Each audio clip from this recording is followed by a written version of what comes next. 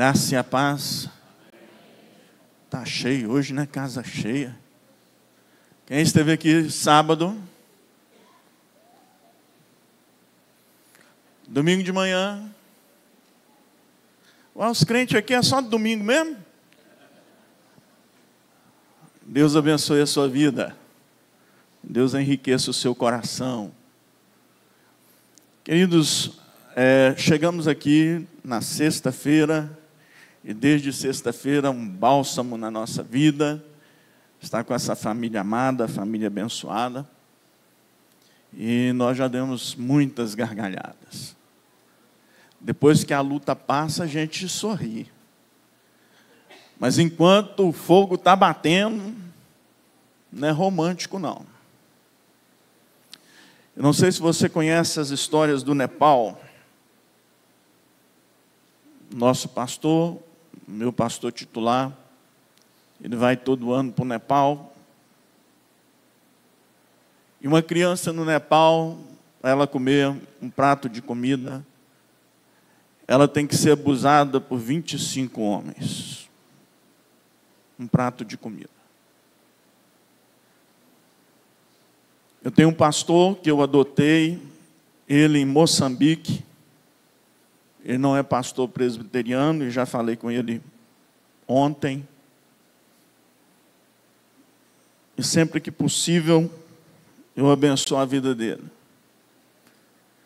E ele me disse, o nome dele é Ezequiel: pai, aqui em Moçambique nós só podemos ter uma refeição.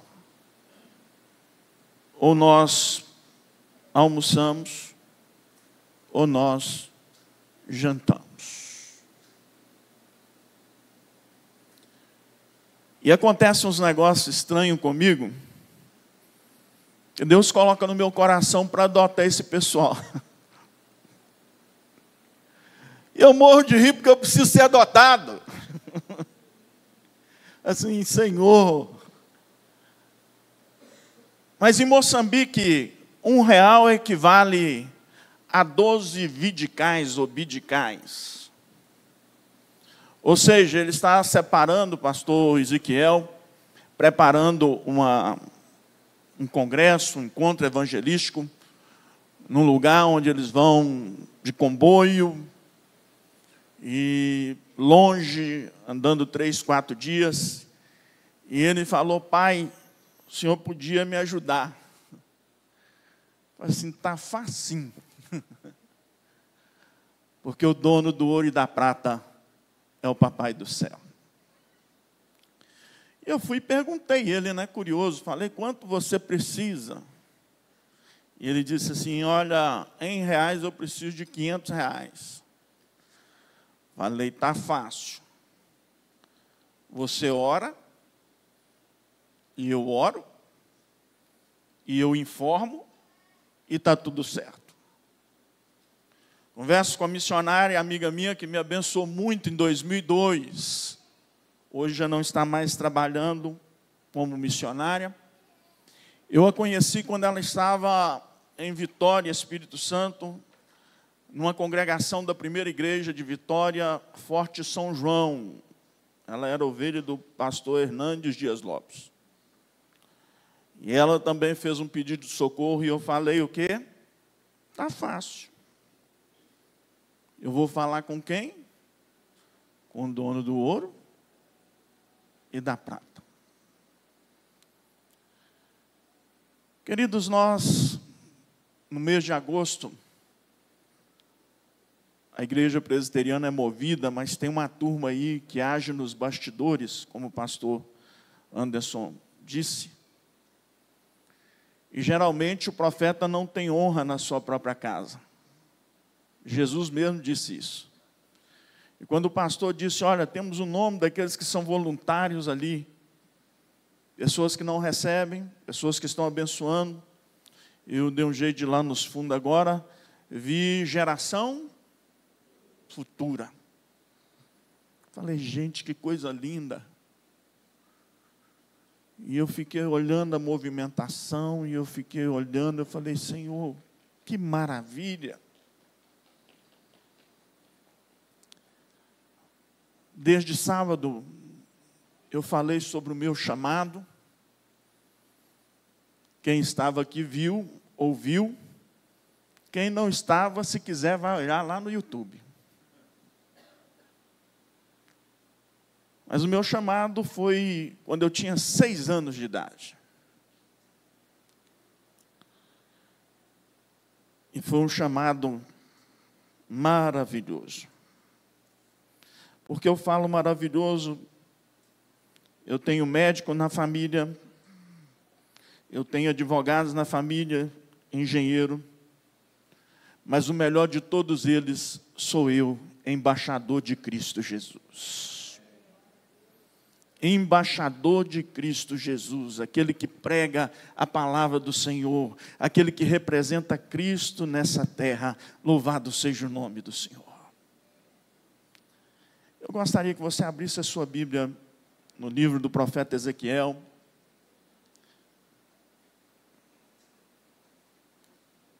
O capítulo 2.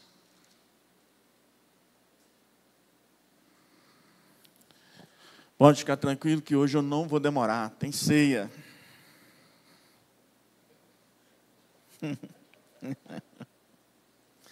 Aleluia. Ezequiel 2. Essa voz me disse: filho do homem, põe-te em pé, e eu falarei contigo. Então entrou em mim o Espírito quando falava comigo, e me pôs em pé, e ouvi o que me falava. Ele me disse: filho do homem, eu te envio aos filhos de Israel, às nações rebeldes que se instituíram contra mim. Eles e seus pais prevaricaram contra mim até precisamente ao dia de hoje. Os filhos são de dura semblante e obstinados de coração, e eu te envio a eles, e lhes dirá: assim diz o Senhor Deus, eles quer ouçam, quer deixam de ouvir, porque são casa rebelde. Hão de saber que esteve no meio deles um profeta. Amém? Qual o fim principal do homem? Misericórdia, gente. Uma igreja desse tamanho, vamos lá, todo mundo num coral bonito. Qual o fim principal e único do homem? Faltou emoção. Qual o fim principal do homem? Só os homens. Só as irmãs. Só a mocidade.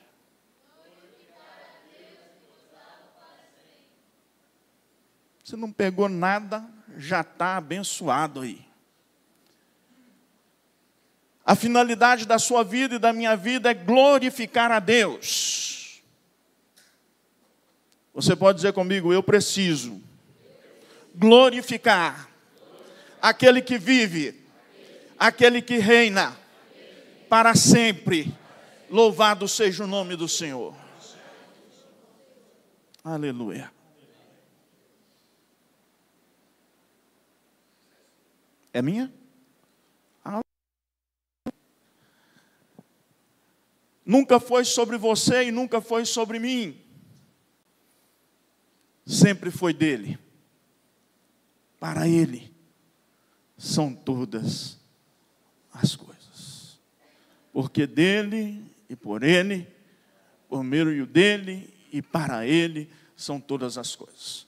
Romanos 1,14, o apóstolo Paulo, apaixonado com Paulo, eu sou devedor. Você pode dizer comigo: eu sou devedor. De novo, eu sou devedor. Não é da Casas Bahia, não é do Magazine Luiza, nem Minha Casa Minha Dívida. Você é devedor de pregar a palavra do Eterno. Você é devedor ao seu vizinho, você é devedor ao seu amigo, você é devedor de levar uma pessoa para Cristo.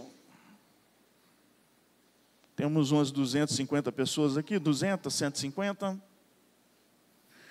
Imagine se cada um aqui ganhar uma alma para Jesus. Uma. E ainda dá tempo, nós estamos no mês de agosto. Você tem aí 5 meses para orar pelo seu vizinho, orar pela sua sogra, orar pelo seu sogro, pelo seu genro, pelo seu filho, e pedir ao Senhor, Senhor, impacta a minha família. E desde sábado eu estou focando muito isso, porque nós falamos muito de missões transculturais, sair das 4 paredes, e isso é muito bom, mas o que eu estou vendo dentro de casa precisa de uma restauração, dentro de casa precisa de um conserto, dentro da sua casa nós precisamos voltar ao altar do Senhor. Filhos de crente que não quer nem ouvir falar de igreja, filhos de pastores revoltados com igreja, filho de diácono, filho de presbítero. Pasme você. Mas o que tem a ver isso com missões, o que tem a ver isso com a obra evangelizadora? Tem muita gente entrando na igreja e saindo pelas portas dos fundos ou pela porta onde ele entrou e ninguém está dando falta. Ninguém está se importando. É muita gente entrando sem ninguém saber quem é, de onde veio, o que quer.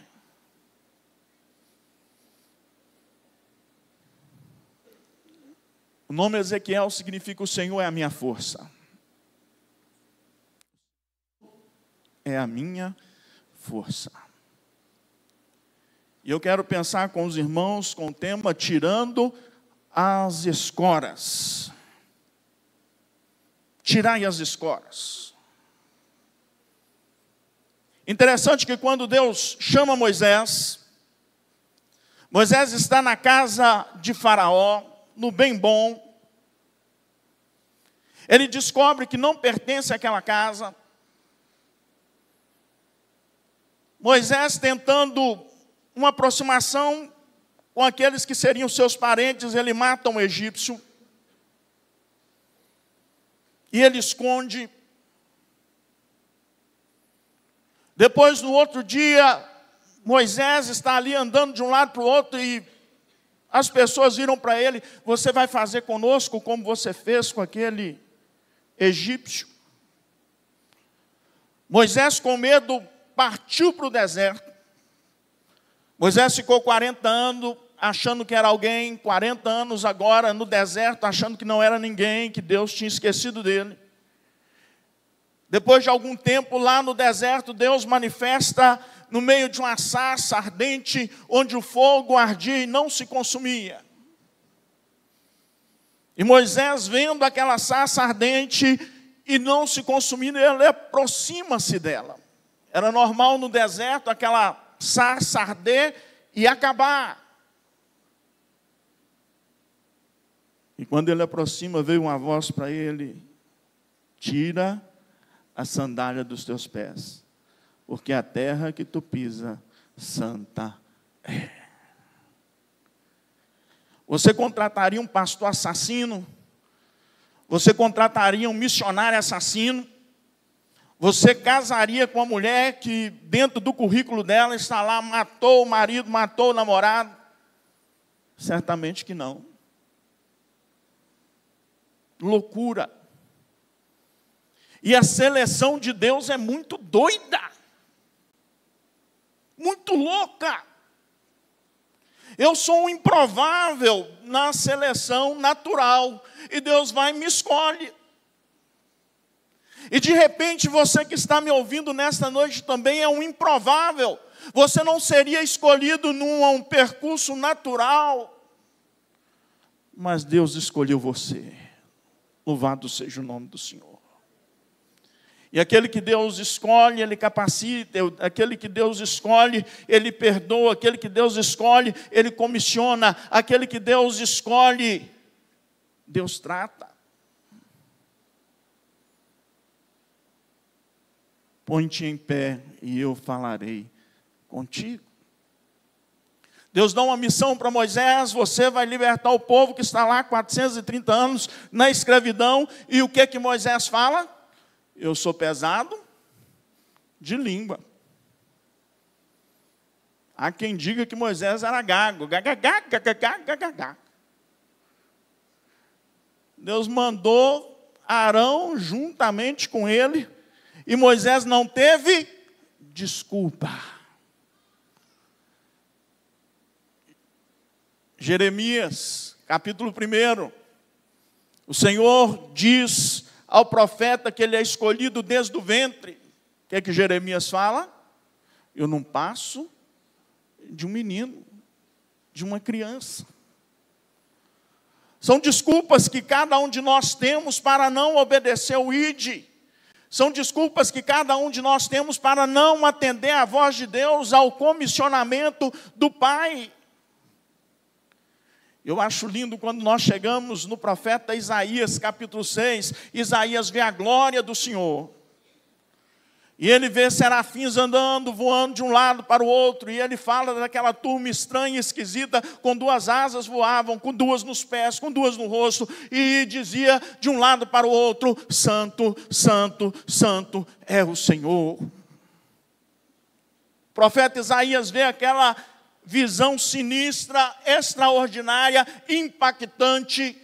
E ele diz: ai de mim, eu sou um homem de lábios impuros e habito no meio de um povo de impuros lábios, e os meus olhos viram o Senhor, o Rei.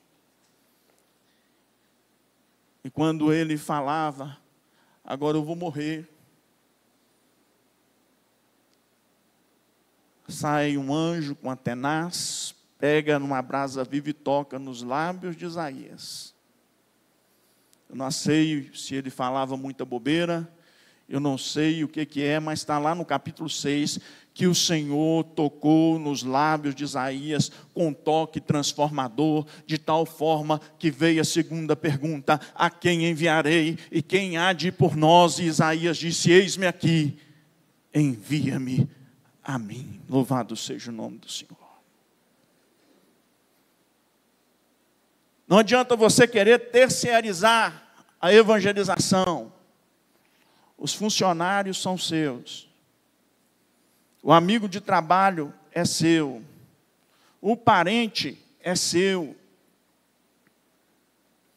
Pastor, mas eu não sei pregar bonito. Mas quem disse que para ganhar uma para Jesus tem que falar bonito e pregar bonito? Precisamos que a igreja tire as escoras e não terceirize o serviço, porque eu estou em Vitória da Conquista hoje e eu estava no Maranhão. E essa igreja me abençoava e me abençoa até hoje, como abençoa outros irmãos aí. Mas você precisa tirar as escoras da sua vida. Pastor, eu não tenho tempo. Tem certeza que você não tem tempo? Ou a obra missionária, ou o trabalho de Deus não é importante para você, não é prioridade na sua vida. Porque quando alguma coisa é importante para nós, dia vira noite, vira dia. Se é importante para você, é importante para mim, nós fazemos um horário, nós dobramos. Falamos muito de fazer missões orando, fazer missões contribuindo, fazer missões indo, fazer missões enviando. Qual a desculpa? Você está escorado em quê? Não, pastor, eu estou cuidando do meu marido não é crente. Não, eu estou cuidando da minha esposa. Não, pastor, eu estou fazendo a minha faculdade. Então, comece a pregar na faculdade. Não, meu turno não me permite, pastor. Então, ache um ambiente no seu trabalho e comece a fazer diferença ali. Nós somos chamados para ser o sal da terra, a luz do mundo. Não, mas eu não estava esperando para ouvir isso aí hoje, não. Até porque eu já dou a minha oferta. Mas tem 2 dias que eu estou falando que um dia Deus vai perguntar para você o que você fez com o dinheiro que eu te dei. O que você fez com a saúde que eu te dei. O que você fez com o tempo que eu te dei. O que você fez com o dom que eu te dei, com o talento que eu te dei. E algumas pessoas estão enterrando o seu talento, enterrando os seus valores, e apenas terceirizando isso aí é para a junta diaconal. Afinal de contas, nós elegemos os diáconos para essa obra maravilhosa. Não, isso aí é o corpo de presbíteros regentes da igreja. Ou então o grupo de presbíteros docentes, o pastoreio que tem que fazer isso aí. Afinal de contas, nós já mandamos até o Gabriel lá para aquele mato lá. Eu fiz uma pergunta de manhã: quantos tiveram o privilégio de ganhar alma para Jesus? E algumas pessoas levantaram a mão. Eu quero que você tenha o privilégio de ganhar uma alma para Jesus. O privilégio é uma alegria. Louvado seja o nome do Senhor. Mas você tem que tirar as escoras. Eu não sei falar, é muito longe. Fulano não vai me receber. Ore antes, jejue antes. Coloque aquela pessoa em oração. Pastor, mas é porque o senhor não conhece. Esse aqui é difícil. Pau que nasce torto, Jesus endireita. Louvado seja o nome do Senhor. Ele tem todo o poder nos céus e na terra. Mas é porque o senhor não conhece meu pai. É porque o senhor não conhece meu filho. É porque você não conhece. Eu acho que deveríamos fazer uma inversão. Você conhece o seu Deus? Você sabe quem você serve? Você sabe quem você representa? Você sabe o poder da oração que tem de uma mãe, de um pai em um quarto, quando ela está chorando, intercedendo pela sua casa? 2016 eu fui ordenado ao Sagrado Ministério. Muita luta, muita dificuldade. E eu batizei 2 irmãs, irmã Jusilene e irmã Maria de Riba. E elas serão inesquecíveis na minha vida, porque foram as primeiras irmãs que eu batizei no meu ministério. E a irmã Jusilene disse assim: pastor, eu estou orando pelo meu pai, estou orando pela minha mãe. E eu falei: nós vamos continuar orando, para que a graça irresistível de Jesus venha sobre eles. E aí ela virou para mim e falou assim: mas o senhor não sabe quem é meu pai. E eu disse para ela: eu acho que você não sabe quem é o seu Deus. Quem é o Deus que você serve? Ela disse: olha, desde pequeno, o meu pai, ele é pai de santo. Desde pequeno, meu pai, ele tem um terreiro ao lado da nossa igreja, lá numa das congregações. Nós tínhamos a congregação em Santa Rita e o ponto de pregação lá num bairro chamado, num povoado Sítio do Meio, e o outro São Raimundo da Felicidade. E nós estamos orando, a igreja está orando: Senhor, salva a vida, Senhor. E teve uma vez, de tamanha angústia, eu virei para o pastor Anderson e falei: pastor, eu quero ir embora desse lugar, esse lugar que ninguém converte. Gente, a alegria do missionário é final do ano, a gente batizar, chegar com um relatório robusto. Batizamos quanto? Na Covid eu batizei 25 pessoas. Foi um avivamento. 25 pessoas. É o número da minha congregação que eu estou tomando conta lá em Vitória da Conquista. 25 pessoas. E o pastor Anderson virou para mim e disse assim: nem sei se ele lembra. E se você for um Filipe, para pregar só para o eunuco? Eu falei assim: rapaz, eu converso com as pessoas erradas, eu não devia conversar com você, não. Eu devia conversar com você, não. Estou lá na maior perrengue, numa raiva daquele lugar. Ele vai lá e diz assim: Deus falou meu coração, não vai prestar. Quando você estiver amando esse lugar, Deus te tira daqui. Eu dei um pulo dessa altura e falei assim: então vai demorar. E demorou 9 anos. Só que pergunta para mim assim: se você pudesse voltar agora para o Maranhão, eu já voava daqui para lá. Deus transforma aquilo que é ruim em algo bom.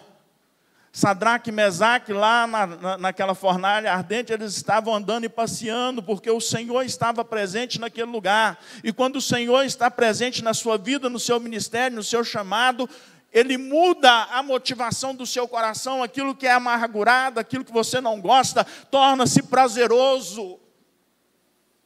Quando você entra na sala de aula desesperado, meu Deus, que hora que essa escola vai acabar, já estou querendo férias. E você começa a orar pelos alunos, o Senhor começa a te dar amor por aqueles alunos, e você não começa a ver eles como alunos encapetados igual eu era, mas começa a vê-los com outros olhos. E a irmã Jusilene vira para mim: pastor, meu pai adoeceu. E cada campo Deus dá para a gente uma estratégia. Eu trabalhei em Tambacuri, eu não parava de ir no velório. Eu não podia ver um velório que eu chegava. Não conseguia atrair ninguém. Mas era uma oportunidade de pregar o Evangelho, porque está todo mundo consternado. A morte é humilhação. O salário do pecado é a morte. Pensa, a pessoa que morre fica naquela posição com quem está dormindo, e todo mundo de cima olhando para baixo. Até a pessoa mais simples vai olhar para baixo lá.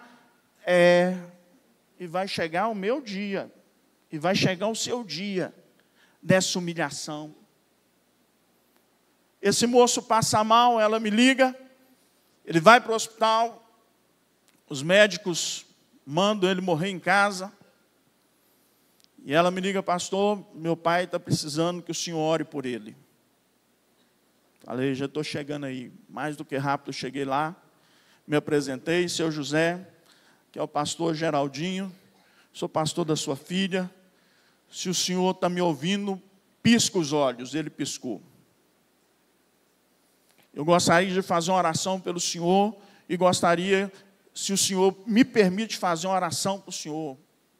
Aperta a minha mão. E ele apertou. E mais do que rápido eu fiz o plano de salvação.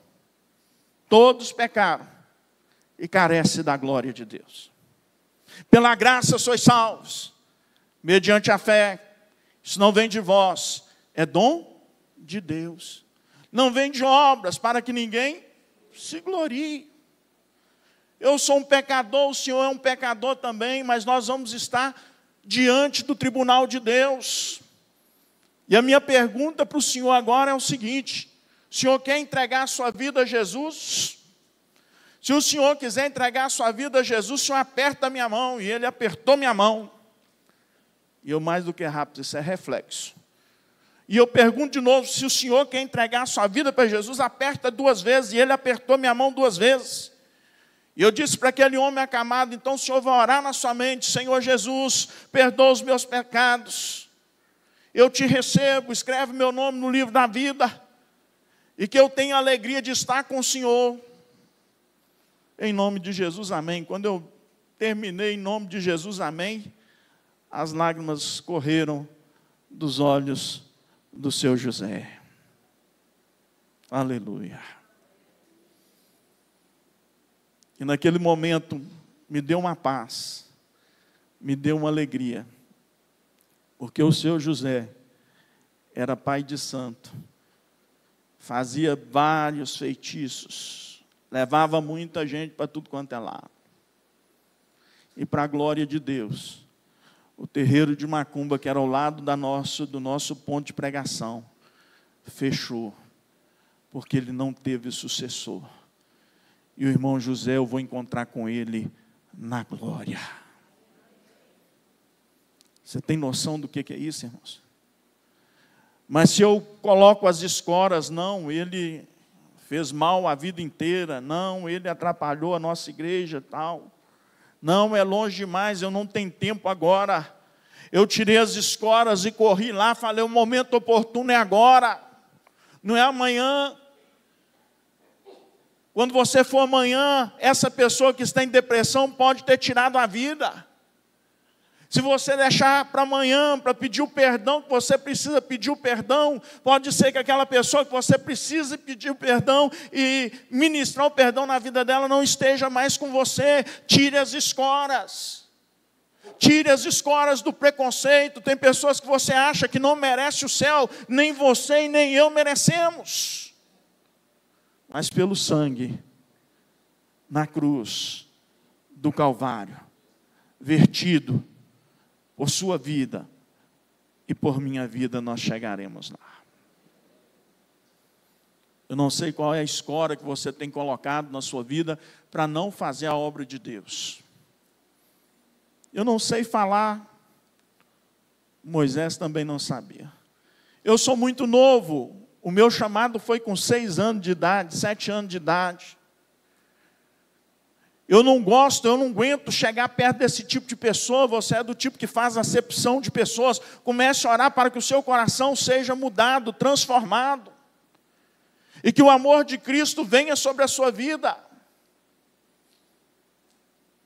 O Senhor disse a Ezequiel, essa voz me disse, filho do homem, põe-te em pé, e eu falarei contigo. Você recebe alguém na sua casa assentado? Eu sei que vocês são educados, geralmente nós desligamos a TV, levantamos e recebemos essa pessoa de pé.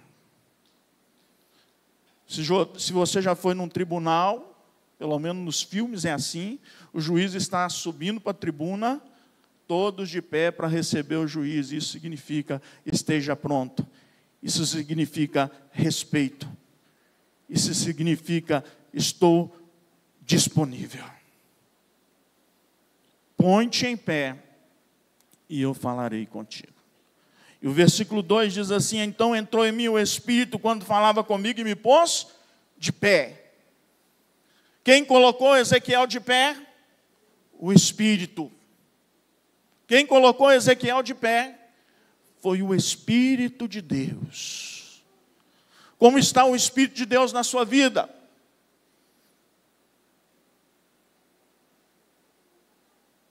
Não escore na soberania de Deus, porque nós cremos na soberania de Deus e ela existe, mas existe a parte humana. Lembra de Pedro quando ele estava lá pescando? Um dia ruim, um dia mau, não pegou nada. Jesus chega ali, pega o barco de Pedro, naquele dia ruim, naquele dia mau, e Pedro está lavando as redes, está lavando as redes, está lavando as redes. E Jesus depois diz para ele, olha, lança ao largo. Senhor, nós já temos tentado aqui a noite inteira, não pegamos nada, tem dia que é ruim, tem dias difíceis, tem dia que nós estamos no campo pensando até em desistir. Mas sob a tua palavra, eu vou lançar a rede. Pedro lança a rede, segundo a palavra do Senhor, e os peixes vieram. Jesus podia ter dado uma ordem, peixe, pula para o lado de cá, vá.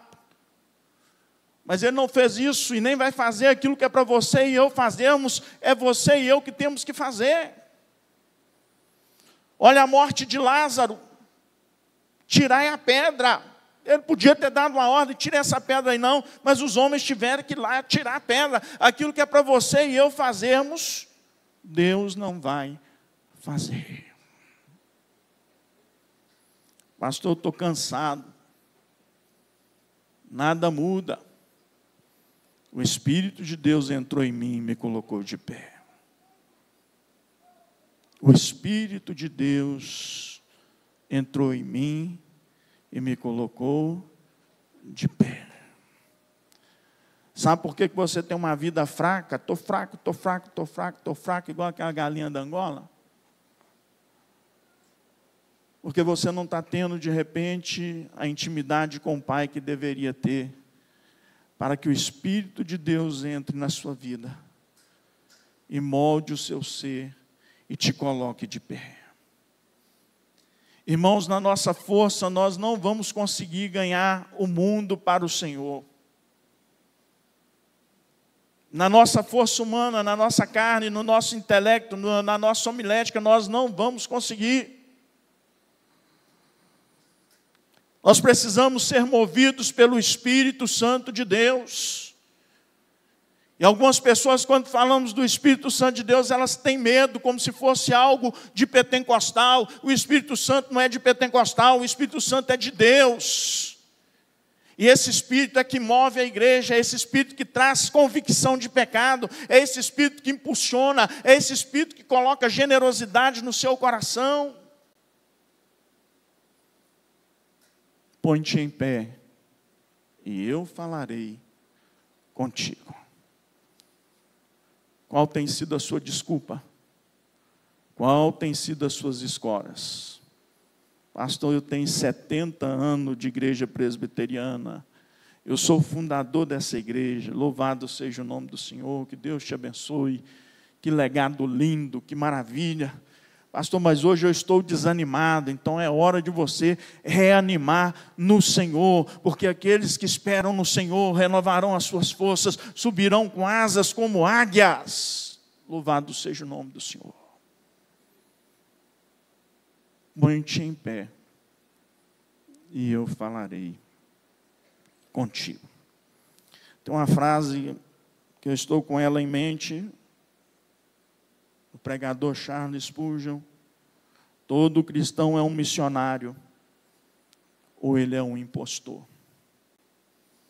Todo cristão, ele é um missionário, ou ele é um impostor. Pastor, mas eu preciso melhore na caminhada. Mas eu preciso ir para o seminário. Vá, mas já vai fazendo a obra do Senhor. Tem gente sentada perto de você. Tem alguém desesperado ao seu lado, na porta do banco, na porta do caixa da lotérica, no próprio trabalho, nos hospitais. Se você tirar as escoras da sua vida, você vai começar a ver oportunidades que você não via. Falamos do Iraque, falamos do Nepal, falamos de Moçambique, falamos de Vitória da Conquista, mas existe uma cidade que precisa ser ganho para Cristo, a cidade de Frutal. E não é o missionário Geraldinho, não é o Daniel que vai vir para cá. É você. É com você. É você que é o método de Deus, o instrumento de Deus para agir neste lugar. E aí você pode pensar assim: nossa, então está ruim. Porque se Deus está dependendo de mim, ou esperando de mim, para que Frutal seja mudado, lascou. Essa voz me disse: põe-te em pé, e eu falarei contigo. E o Espírito entrou em mim e me colocou de pé. Queridos, a nossa oração é para que o Espírito de Deus mova essa igreja como já está movendo. A nossa oração é para que Deus avive o seu coração, de tal forma que você não seja uma pessoa egoísta, querendo ir para o céu sozinho, sozinha, mas levar o seu amigo a Cristo. Mas para isso, você precisa tirar as escoras. Aquela pergunta de Isaías ainda está ecoando até o dia de hoje: a quem enviarei? E quem há de ir por nós?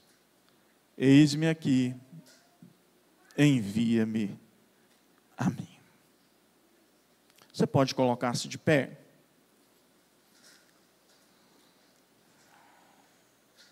Põe-te em pé, e eu falarei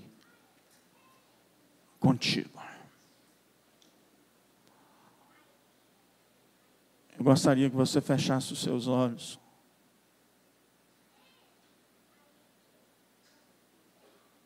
Bendito seja o nome do Senhor. Tem um cântico que eu acho que a turma aqui, eles estão num nível maior.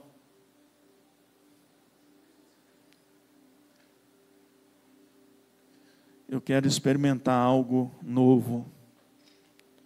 Faz meu coração arder de novo. Um dia o seu coração ardeu por Cristo e hoje esse coração está empedrificado, endurecido, gelado. E nessa noite, aleluia, você pode sair daqui com uma nova disposição, com um novo ânimo, com uma nova esperança, de ter alegria, de dizer: eu e a minha casa serviremos ao Senhor. Eu e a minha casa serviremos ao Senhor. Pastor, o senhor não me conhece.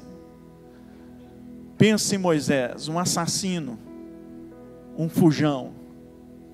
E Deus não abriu mão de Moisés. E Deus não vai abrir mão de você nessa noite. Confesse ao Senhor Jesus: Senhor, até hoje, até esse exato momento, marque essa data, eu tive vivendo uma vida relapsa, sem compromisso, frio. Senhor, eu quero largar essa pornografia. Senhor, eu quero largar tudo que desagrada ao Senhor. Eu quero, Senhor, põe-te em pé e eu falarei contigo. E o Espírito de Deus está aqui nessa noite para te colocar de pé, para endireitar a sua vida, para restaurar o seu casamento, para quebrantar esse coração que não perdoa e fazer de você um missionário, uma missionária, alguém que glorifica o nome do Senhor.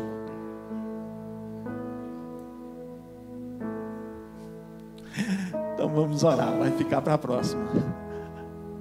Feche os seus olhos. Pai, nós oramos ao Senhor, confessamos os nossos pecados e pedimos ao Senhor que tire de nós todas as escoras da nossa vida, a escora do trabalho, a escora da faculdade, a escora dos filhos, a escora da falta de condição financeira, a escora da falta de tempo.